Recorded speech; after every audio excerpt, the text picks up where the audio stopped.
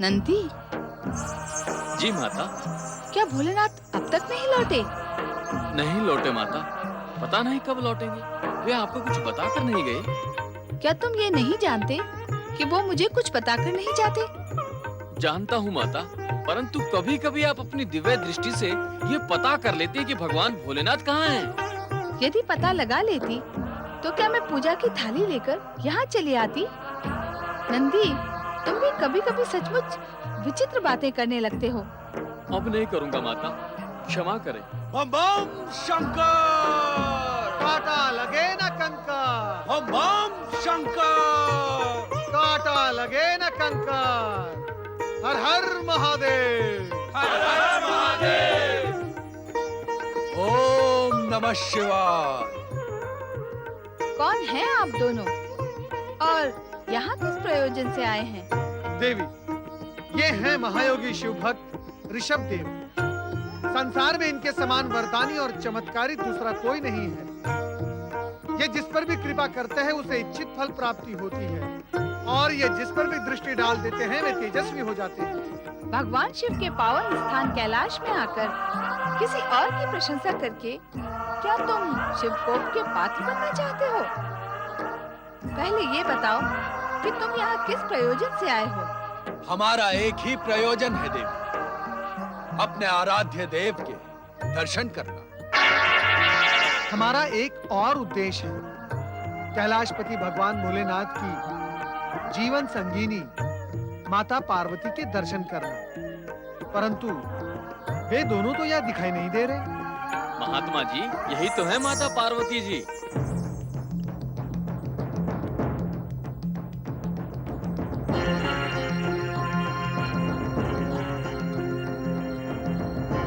विश्वास नहीं होता कि यही देवी पार्वती है। आपके विश्वास की हमें आवश्यकता नहीं है। ऐसा लगता है आप लोग शिव भक्त नहीं, पाखंडी हैं। आपकी दृष्टि शुद्ध नहीं है। हमने तो कल्पना की थी कि शक्ति स्वरूपणी देवी पार्वती परम रूपवती, परम तेजवती, महाशक्तिमयी होगी। परंतु आपको देखकर तो कोई भी ऐसा नहीं कहेगा कि आप ही देवी पार्वती हैं। यदि आप देवी पार्वती होती तो देखने वाले की दृष्टि स्वयं झुक जाती। ऐसे बार बार देखने की आवश्यकता ही नहीं पड़ती। गुरुवर, जब ये सिंह वाले बंदूक कह रहे हैं कि यही माता पार्वती है तो मान लेते हैं कि यही माता पार्वती है। ऐसे कैसे मान? हम ऐसे नहीं मानेंगे। मैं तो मान लेता हूँ गुरुवर कि यही माता पार्वती है। प्रणाम माता पार्वती। कृपया आप हमें ये बताएं कि भगवान भोलेनाथ के दर्शन हमें कब, कहाँ और कैसे होंगे? पार्वती को अविनय और शंका की दृष्टि से देखने वाले शिव योगी, चले जाओ कैलाश से, अन्यथा परिणाम शुभ नहीं होगा। शिव योगी परिणाम की चिंता नहीं करता देवी। आपसे जो हो सके कर ले, परंतु हम कैलाशपति के दर्शन किए बिना कैलाश से नहीं जाएंगे। नंदी, भृंगी, शिवगणों, इन दोनों पाखंडियों को कैलाश से दूर कर दो। सावधान! ऐसा प्रतीत होता है कि कैलाश के शांत शीतल वातावरण में रहकर भी आपके मन में क्रोध की ज्वाला धधकती ही रहती है। ये अच्छा नहीं है। अपने क्रोध को शांत कीजिए। हम आपसे पहले भी कह चुके हैं, आपसे जो हो सके करें, परंतु हम अपनी कामना पूर्ण किए बिना कैलाश से नहीं जाएंगे। गुरुवर, सुना है माता पार्वती जब चाहे तब शक्ति का रूप धारण करके प्रलय मचा सकती है। उचित यही होगा कि हम यहाँ से चले चले। कदापि नहीं। इस साधारण नारी के क्रोध से हम भयभीत होने वाले नहीं हैं शिष्य। तुम भी भयभीत ना हो। मैं अंतिम बार कह रही हूँ तुमसे, चले जाओ यहाँ से, अन्यथा मैं तुम्हें श्राप दे दूंगी। आपके श्राप का हम पर कोई प्रभाव नहीं होगा। आप श्राप देकर देख लें, हमें कुछ नहीं होगा। कैलाशपति की कृपा से हमें शाप रक्षा कवच प्राप्त है। तुम हमारी शक्ति देखना चाहते हो? हठी, शिव योगी, हाँ, देखना चाहते हैं। आप भी श्राप देकर देख लें। शिव योगी, मैं पार्वती तुम्हें श्राप देती हूँ। स्वामी आप? ओम नमः शिवाय। प्रणाम माता पार्वती। देवर्षि नारद,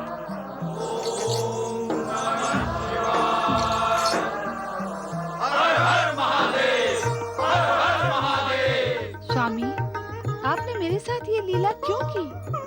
देवी पार्वती, आओ हमारे पास बैठो। भगवान भोलेनाथ की शक्ति स्वरूपिणी माता पार्वती की।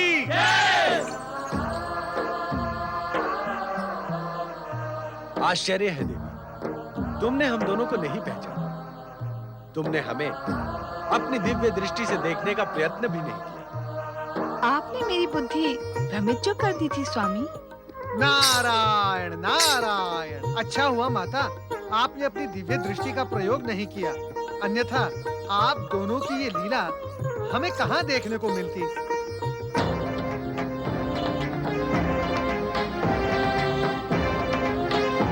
क्या हुआ स्वामी, आप अचानक इतने गंभीर क्यों हो गए?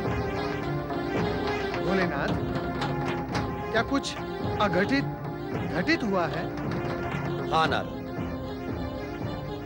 महाराज वज्रसेन के प्राण संकट में हैं। उन पर शत्रुओं ने आक्रमण किया है।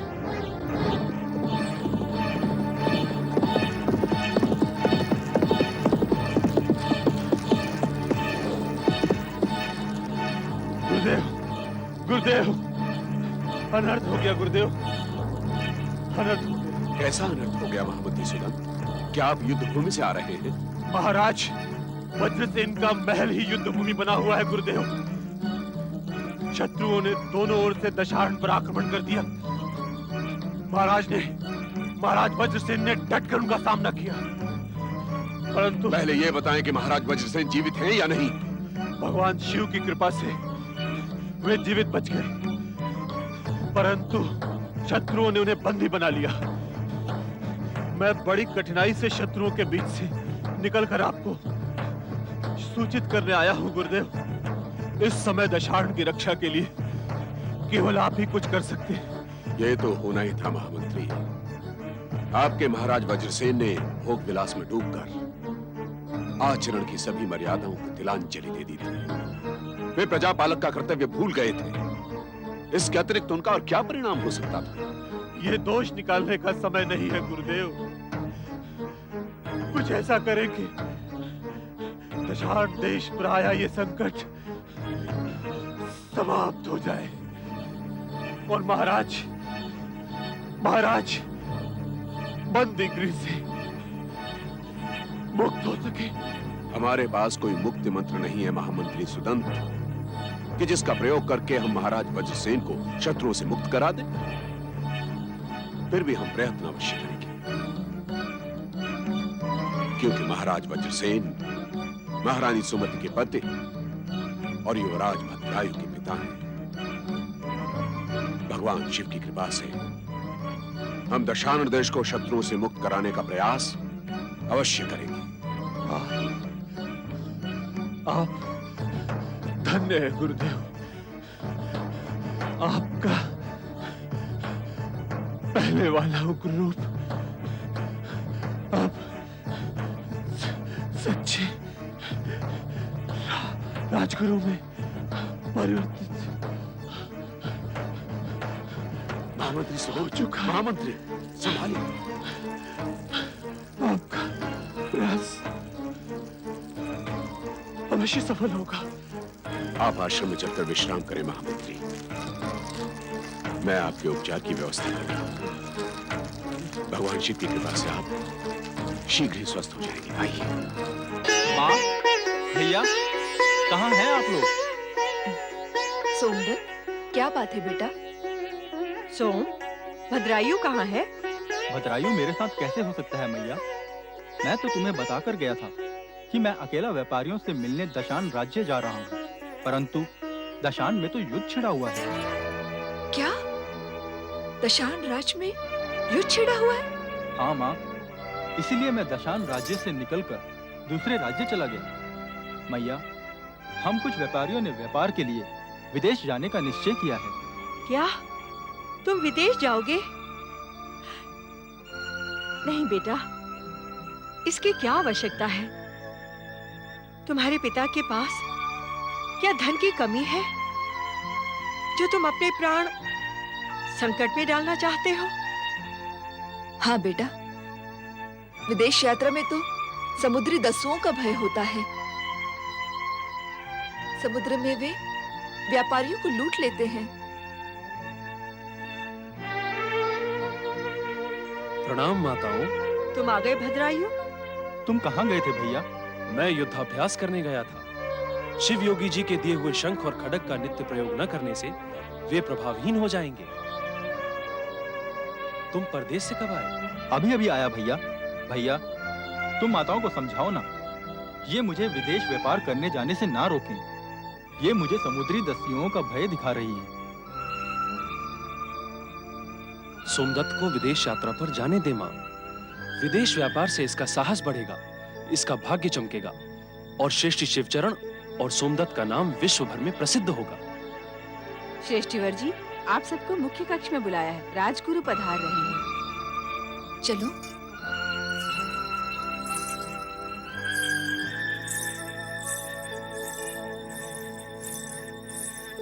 प्रणाम गुरुवर।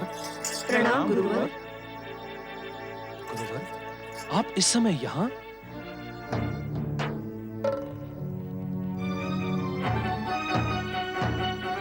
मुझे आना ही पड़ा भद्रायु। तुम्हारे पिता महाराज वज्रसेन को बंदी बनाकर शत्रुओं ने संपूर्ण दशारण देश पर अधिकार कर लिया है। अभी अभी सोमदत्त ने दशान राज्य में युद्ध छिड़ने की सूचना दी, परंतु मैंने नहीं सोचा था कि महाराज। इसमें महाराज वज्रसेन का भी कम दोष नहीं है महारानी सुमति, परंतु इस समय मैं उसकी चर्चा नहीं करूंगा।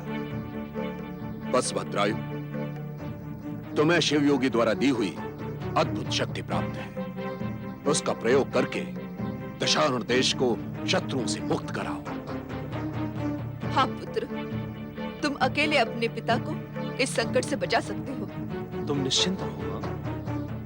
वत्स भद्रायु, शत्रु बलवान है। तुम्हें सहस्त्र हाथियों का बल प्राप्त है, परंतु शत्रु की सेना को परास्त करने के लिए सेना की आवश्यकता होगी। शीघ्र ही सेना को एकत्रित करो। गुरुदेव, आप उसकी चिंता ना करें। मेरे पास धन की कोई कमी नहीं है। पुत्र भद्रायु, तुम योद्धाओं को एकत्रित करो और योजना बनाकर शत्रु पर आक्रमण करो। तुम्हें विजयश्री निश्चित प्राप्त होगी। भगवान शिव की कृपा और हमारे आशीर्वाद से तुम दशारण देश को स्वतंत्र कराने में सफल होगे, इसका हमें पूर्ण विश्वास है। भैया भद्रायु, मैं भी तुम्हारे साथ कंधे से कंधा भिड़ाकर शत्रुओं से युद्ध करूंगा। विदेश व्यापार के अवसर तो फिर भी आएंगे। नहीं सोमदत्त, तुम मेरी चिंता ना करो। भगवान शिव की कृपा और गुरु के आशीर्वाद से मैं अकेला ही शत्रुओं के दांत खट्टे कर दूंगा। तुम विदेश यात्रा पर अवश्य जाओ। नहीं भद्रायु, सोमदत्त तुम्हारे साथ ही जाएगा। वो तुम्हारे समान योद्धा नहीं है, किंतु तुम्हारी अनेक प्रकार से सहायता कर सकता है। महारानी सुमति, चिंता का कोई कारण नहीं है। शिव योगी द्वारा दिए हुए दिव्य शंख, दिव्य खड्ग और दिव्य शिव कवच धारण करने वाले भद्रायु का कोई बाल भी बांका नहीं कर सकता। आप निश्चिंत रहें गुरुवर। मैं शिव कवच धारण करके ही युद्ध के लिए प्रयाण करूंगा, परंतु इससे पहले मुझे सेना एकत्र करनी है। अच्छा, तो हम चलते हैं। प्रणाम गुरुवर। हमारा शुभ आशीर्वाद तुम्हारे साथ है। शीघ्र ही विजयश्री तुम्हारे चरण चूमेगी, इसमें हमें तनिक भी संदेह नहीं है। स्वस्थ, तुम्हारा कल्याण हो।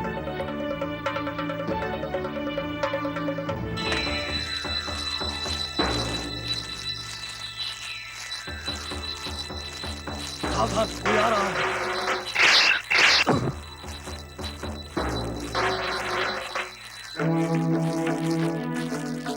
कौन हो तुम? किसी अपरिचित को हमारे राज्य की सीमा में प्रवेश करना मना है। हमको हमारे राज्य में प्रवेश करने से कोई नहीं रोक सकता। दूर हो जाओ तुम। हम तुम्हें प्रवेश करने नहीं देंगे।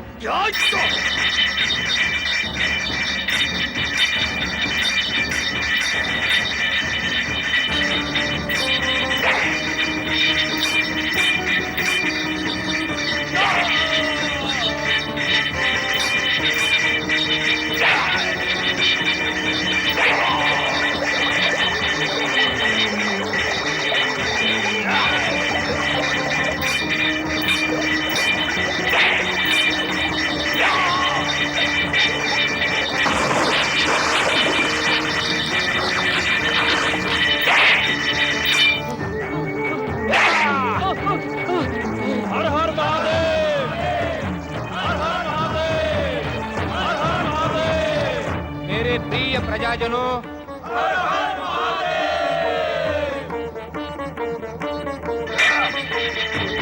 मेरे पिता के शत्रु, मैं तुझे जीवित नहीं छोड़ूंगा।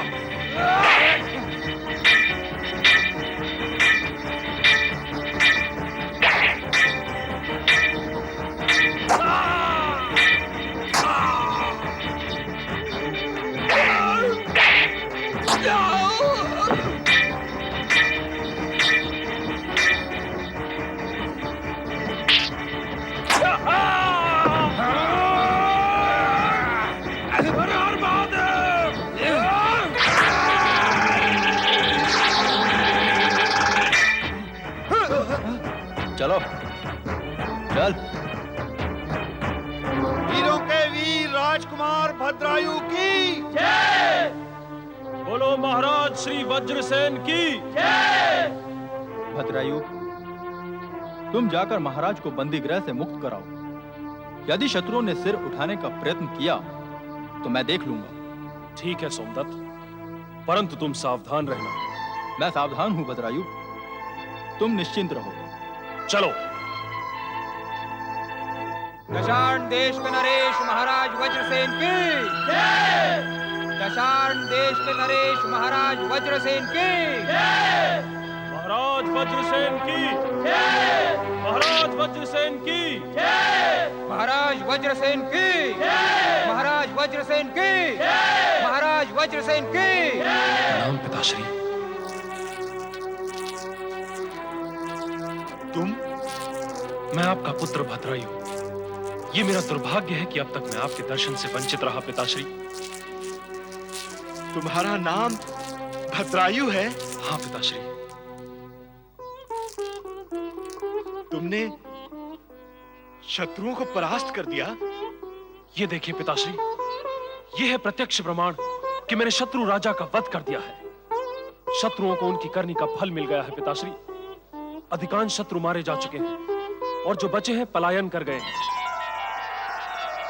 चलिए पिताश्री, अपने सिंहासन पर पुनः विराजमान हो जाइए। आइए। तुम्हारी माता कहाँ है पुत्र?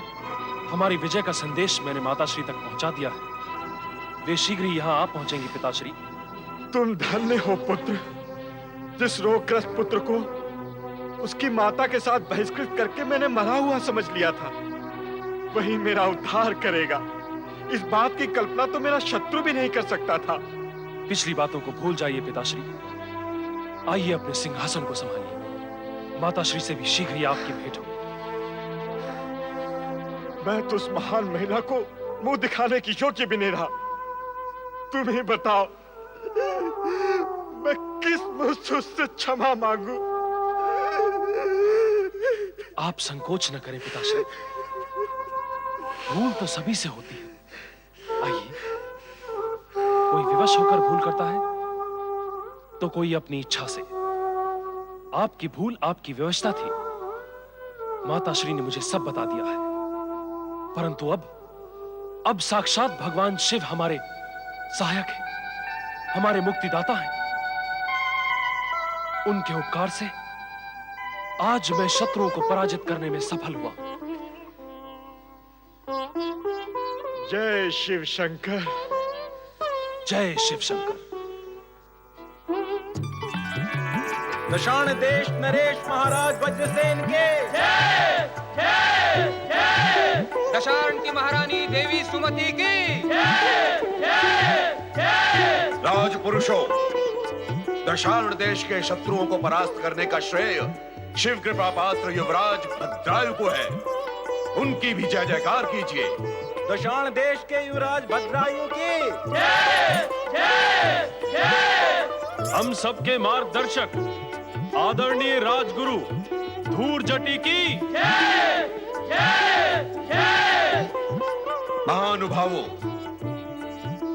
हम अपने आप को इस जय जयकार के योग्य नहीं समझते, क्योंकि वर्षों पूर्व हमारे ही कारण महारानी सुमति और युवराज भद्रायु यहां से बहिष्कृत हुए थे। हम अपने पाप का प्रायश्चित्त कर चुके हैं और भगवान शिव की कृपा से पाप मुक्त भी हो चुके हैं। परंतु फिर भी हम अपने मन की शांति के लिए आप सबके समक्ष महारानी सुमति और युवराज भद्रायु से क्षमा चाहते हैं। नहीं गुरुदेव, नहीं, ऐसा कहकर आप हमें लज्जित न करें। आप स्वयं मेरे पास आए और शत्रु को पराजित करने की प्रेरणा दी। आपने मुझे मेरे कर्तव्य का स्मरण कराया। आपने मुझ पर जो उपकार किया है उसे मैं कदापि नहीं भूल सकता प्रभु। उठो भद्रायु।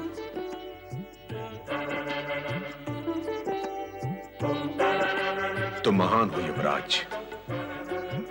हम ये सत्य कभी नहीं भूल सकते कि प्रतिशोध की आग में जलते हुए हमने तुम दोनों माता पुत्र को दुखों की खाई में धकेल दिया था।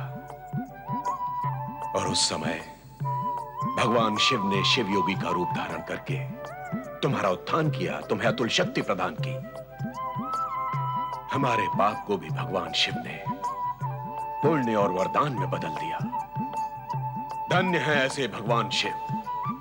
आओ हम सब मिलकर उन भगवान शिव की जय जयकार करें। बोलो पतितोद्धारक भगवान शिव शंकर की।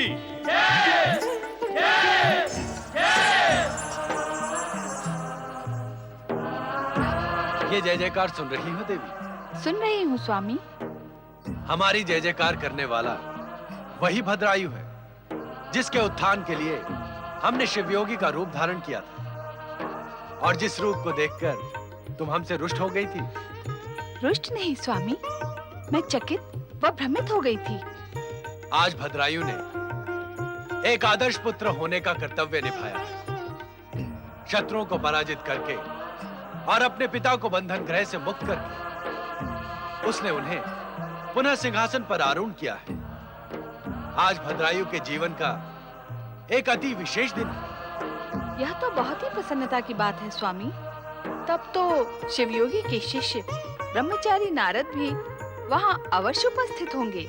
नहीं, क्योंकि हमने उन्हें वहां जाने की प्रेरणा नहीं दी है।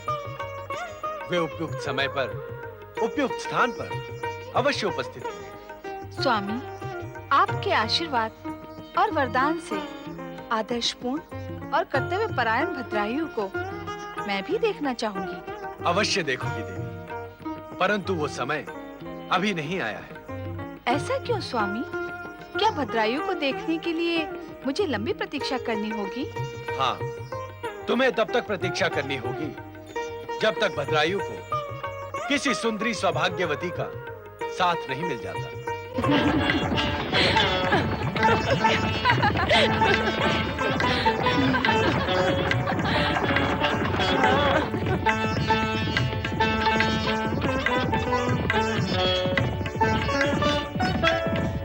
आओ सोमनाथ, देखते हैं किसका अश्व आगे जाता है। हाँ हाँ चलो। बचाओ!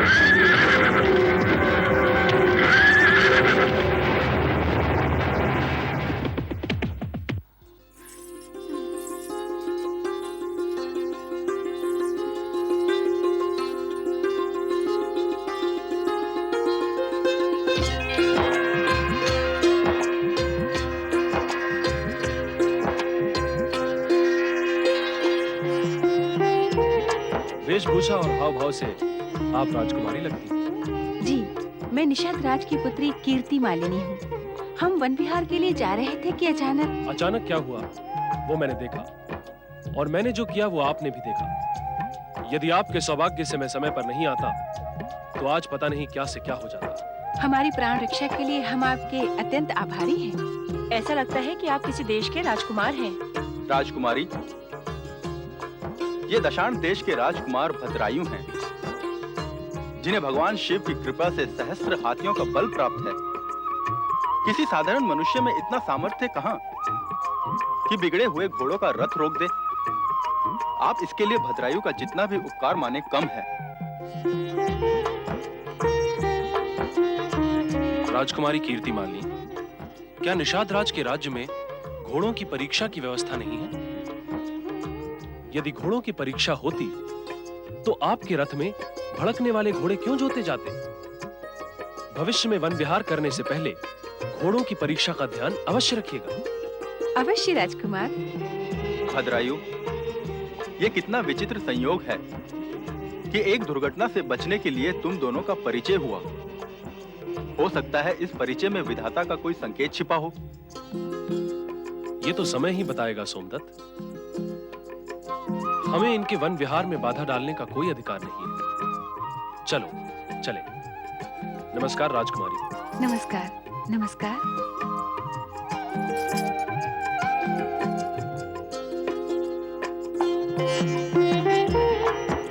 दशाण नरेश महाराज वज्रसेन की जय जय जय। दशाण महारानी सुमति की जय जय जय। दशाण युवराज महाप्रतापी भद्रायु की जय जय जय।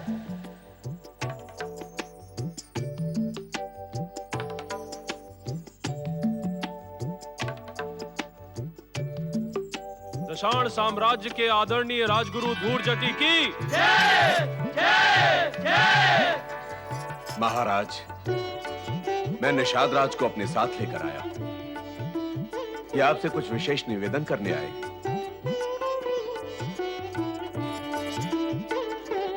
पधारिए निषाद राज। ये हमारा सौभाग्य है कि अनायास ही आपके दर्शन हुए। आइए विराजिए।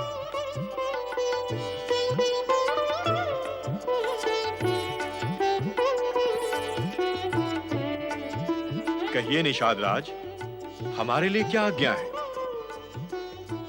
जब गुरुदेव आपको अपने साथ लाए हैं तो आपकी आज्ञा हमारे लिए विशेष महत्वपूर्ण है। गुरुदेव, हमारी ओर से आप ही महाराज से निवेदन करेंगे तो उपकार होगा। जैसी आपकी इच्छा। आप हमारे अतिथि हैं और आपकी इच्छा का सम्मान करना हमारा परम कर्तव्य है। महाराज वज्रसेन, निषाद राज अपनी सर्वगुण संपन्न राजकुमारी कीर्ति मालिनी के स्वयंवर का आयोजन करने ही वाले थे कि भगवान शिव की कृपा से अचानक एक घटना घट गई।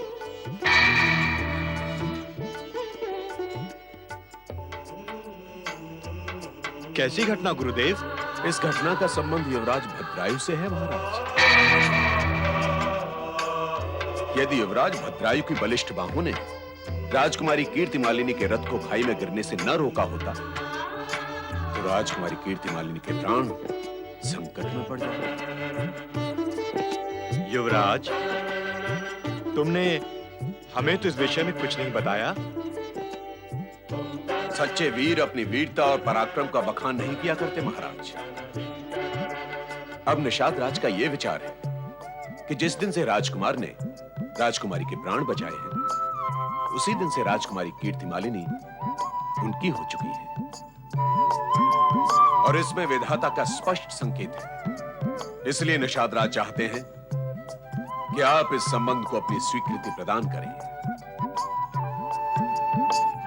आपका क्या विचार है महारानी? क्या हम इस संबंध को स्वीकार कर सकते हैं? ये तो युवराज भद्रायु की सहमति पर निर्भर है। हमें भला क्या आपत्ति हो सकती है? युवराज, आपकी क्या इच्छा है? माता पिता की इच्छा ही मेरे लिए सर्वोपरि है पिताश्री। मैं अब इस विषय में कुछ नहीं कहना चाहता। हमें ये संबंध स्वीकार है गुरुवर। गुरुवर, हम भद्रायु के शुभ विवाह के बारे में सोच ही रहे थे कि आपने ये अवसर उपस्थित कर दिया। आप निषादराज जी से कहें कि शीघ्रातिशीघ्र विवाह संपन्न कराएं। जो आज्ञा महारानी। गुरुदेव के परामर्श से हम विवाह का शुभ मुहूर्त शीघ्र ही निकालेंगे। अब हमें आज्ञा दीजिए।